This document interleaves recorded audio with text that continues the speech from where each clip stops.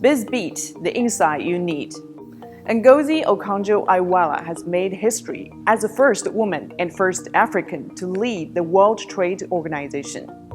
The Nigeria's former finance minister is taking the helm of the WTO during a particularly difficult time for the global trade body.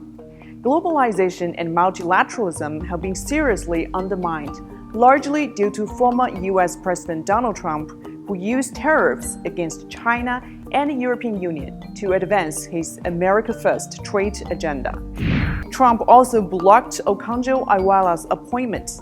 By last October, most countries had announced their support for the former Nigerian minister, but the Trump administration backed South Korea's trade minister Woo Min-hee instead, an impasse that left the organization without a leader for several months. It has not been an easy path for Okonjo-Iweala, and it took Joe Biden's election and a change in America's position to clear the way for her historic selection. Her election shows multilateralism is still the answer for the future, especially with the pandemic still raging. Global collective actions are needed to tackle this unprecedented crisis. Meanwhile, the World Economic Governance System needs more representation from Africa and women. The new WTO chief says her first priority will be to address the economic and health consequences of the COVID-19 pandemic.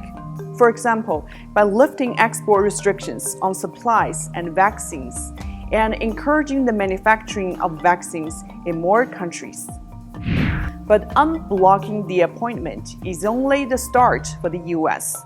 Much more must be done for the Biden administration to return to the correct path of supporting cooperative approaches to international problems. The organization system for dispute settlement remains crippled after the Trump administration blocked the appointment of new judges to the trade bloc's appellate body. The move essentially freezes the WTO's ability to resolve extended and complex trade disputes simply because the then US president was unhappy with some of its rulings. But what's the point of having rules if they can be discarded arbitrarily when they don't serve your interests? So far, the Biden administration has not said if they too would block the appellate appointments. The US should right these wrongs and respect the global governance system. Only using it when it suits you and discarding it when you don't is not the right approach.